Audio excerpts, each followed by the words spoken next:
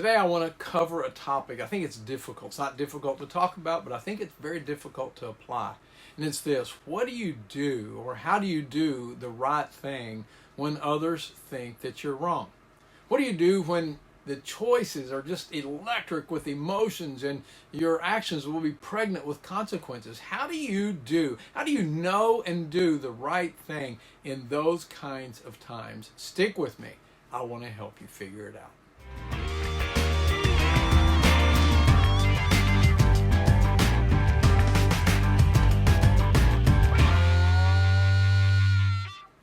Hi everyone, thanks for joining me at Craig Walker Coaching. My name is Craig Walker and I help people break free from the paralysis of self-doubt to live that life that they were born to love. Well, today we are dealing with the topic, a hard topic of doing the right thing when others think that you're wrong. And I am talking about hard topics. These are not that kind of decision where you're wrestling with what kind of car to drive, Ford or Chevy, Toyota or Honda. I'm talking about things like, should your children be allowed to watch R-rated movies or just PG? Or should I attend my gay friend's wedding? Or should I allow my kids to spend the weekend with my marijuana smoking, but otherwise kind and competent in-laws? These topics, they're charged with emotions. And your actions, they are pregnant with consequences. Somebody could get hurt or angry over whatever you decide. And by the way, I didn't mention, but let me say this: the answer isn't always just black and white. How do you discover how to do the right thing in these kinds of situations? I can tell you, as a pastor, as a dad, as a friend, I've had to make these decisions when there just didn't seem to be any real good options. I wish I could say that, I've always made right choices, regardless of what anyone else thought. That just wouldn't be true. I've made my share of bad decisions, and I bear the emotional scars on my body when I look in the rearview mirror of life to prove it. Now, I want to give you 5 practices that are going to help you make these tough decisions when others just think that you're wrong. I hope you're ready. Grab a pen, grab a paper, track along with me. I think you're going to be challenged by what you hear, and I think you're going to want to save your notes. Ready? Here we go. Number 1, deal with your fear of rejection. Let me say it again. Deal with your fear of rejection. Now, this is step 1. And it's step 1 for a reason. Because if you can't get over the fear of rejection, you can't make a good, a right, or righteous decision. It'd just be impossible. Fear, it will prevent us from making good decisions in a couple of ways. Here's one. Fear will keep you from making any decision. It'll just keep you from doing anything. At times it just seems right to do nothing. You might be thinking that doing nothing is going to avoid the consequences, the pain, the hurt, and all that goes along with a decision, good or bad. Don't believe it. It's a lie. It actually avoids a healthy response. The author of Proverbs calls the fear of people a dangerous trap. He said this: fearing people is a dangerous trap, but trusting the Lord means safety. A dangerous trap, by definition, is something that it's hidden and it's harmful.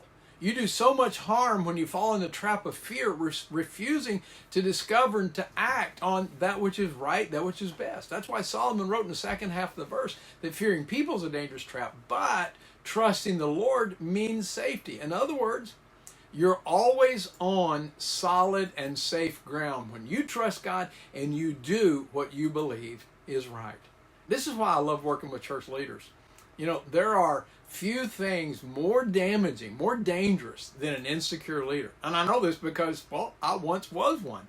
In the same way, there are few things more powerful, more appealing, and more healing than a leader that's secure in God's love. That's why a leader, this kind of leader, he is someone that people will follow. She is someone that people will follow. Now, sometimes though, not just pastors, not just leaders, church leaders, but sometimes as parents, we're controlled by fear, aren't we? We fear that our kids, they're going to reject us if we discipline them, if we say, no, you can't do that, or if we bring pain into their life. I was raised by a mother who was scared to death to correct her kids. Scared to death that we wouldn't love her. This is a funny story. My cousin Doug, he used to tell me, he would say, I love to come to your house, Craig, because, you know, we could eat anything, say anything, do anything, watch anything, drink anything. There just were no rules. And he was right. But I told Doug, I used to love coming to your house because there were rules. Solomon wrote this bit of wisdom. Mom and Dad, we need to hear this. He said, those who spare the rod of discipline, they hate their children. But those who love their children, they care enough to discipline them. Other times, yeah, that's one way we fear. But other times, as parents, we fear our children. We just fear that they're going to feel unloved. We're not afraid they're going to unlove us or not love us. We're afraid they're going to feel that we don't love them. So we protect them from things that they should hear and things that they should feel. Either way, fear, Solomon says, it's a trap. Fear will keep you from doing the righteous thing. Now, you've heard it said, to make no decision is to make a decision. I disagree. Not deciding what is right is it's not a decision. Not deciding, that's denial. You might think that you can let things alone, avoid the consequences. That just isn't true. You will always experience consequences. You're going to experience the consequences of indecision or the consequences of a right decision. I just would rather make good choices, and you've got to deal with fear to do that, or you will do nothing. Here's a second thing that fear will cause you to do. Fear will cause you to do the wrong thing. Let me tell you why I say that. Fear is rooted in shame. Shame's that feeling that I'm not enough, that I'm unworthy of love and belonging. Love and belonging, though, they're like oxygen.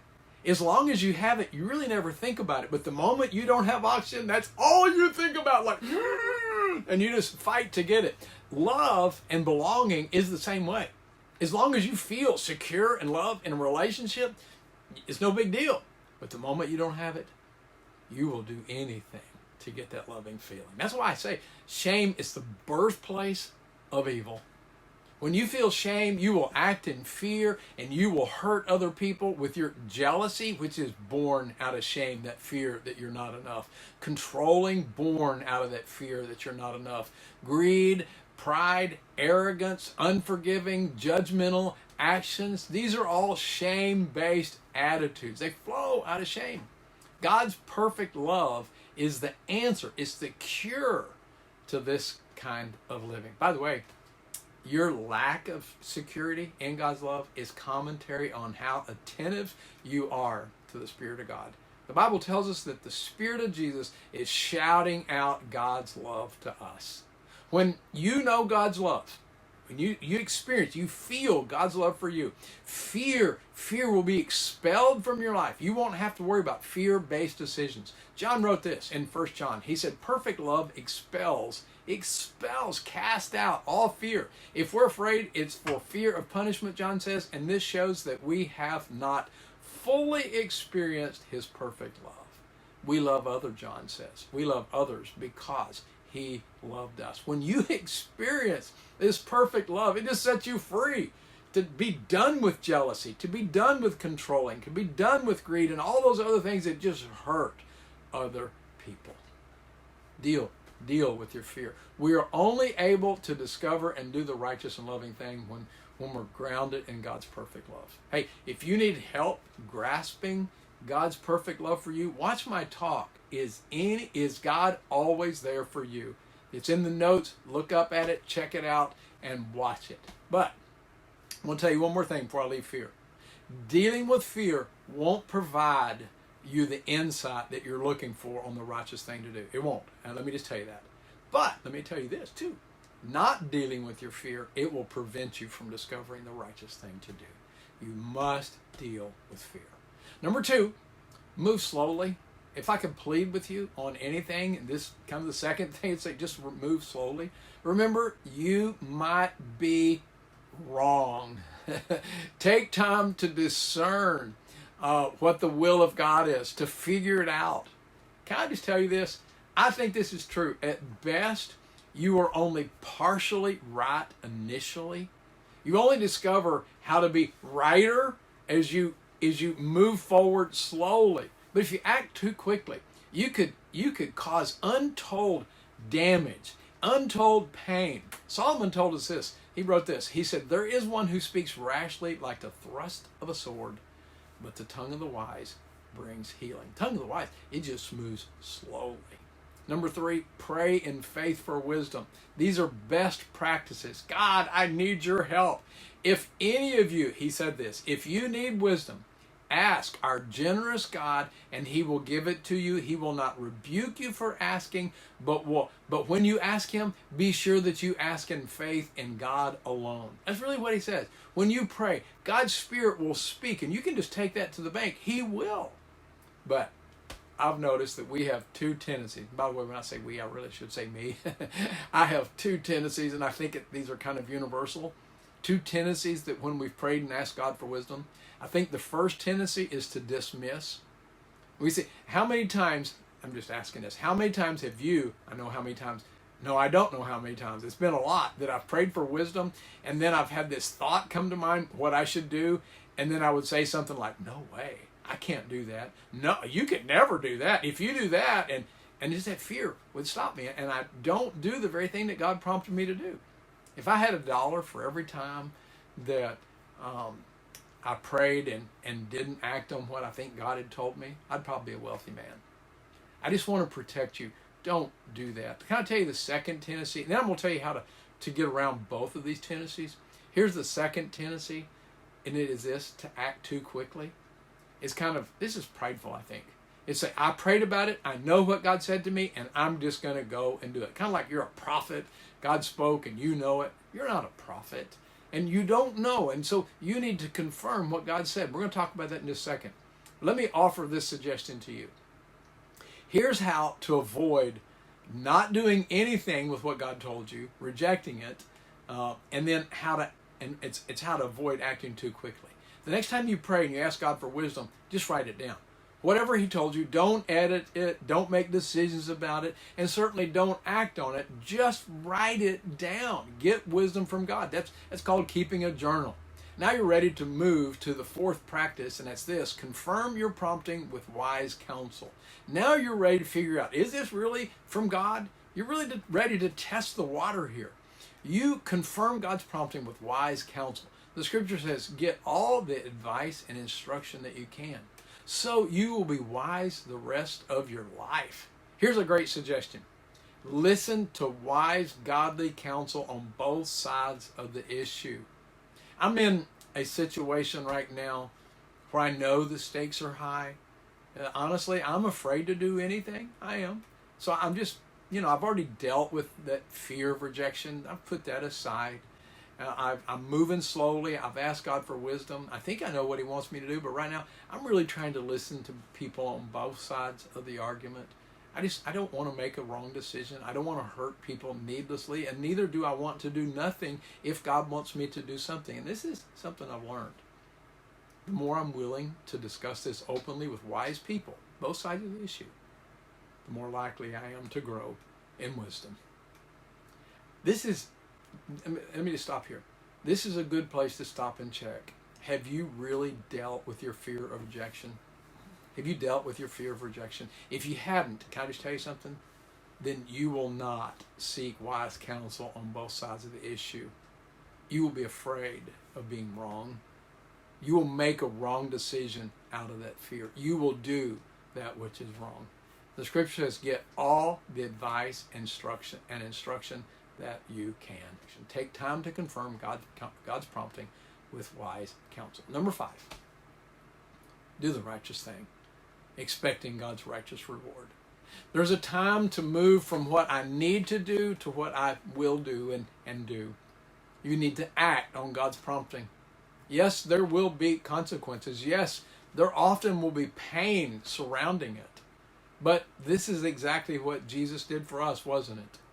We cast insults at him in unbelief, and he still did the right thing. We crucified him. He remained on the cross doing the right thing. How did he do that? The author of Hebrews tells us, hey, you can do the same thing if you fix your eyes on Jesus, who is the author and perfecter of the faith. How did he do it? Do it like Jesus, who for the joy set before him, he looked not at what was going to happen in the moment, but in the future. He looked ahead to God's righteous reward. And He just did the right thing. He endured the cross, despising the shame, and now he's sat down at the right hand of the throne of God. That is his great reward. Now then, it's your turn. What are you struggling with? Let me just ask you, are you dealing with your fear of rejection? Would you move slowly? Would you pray faithfully and in faith for God's wisdom?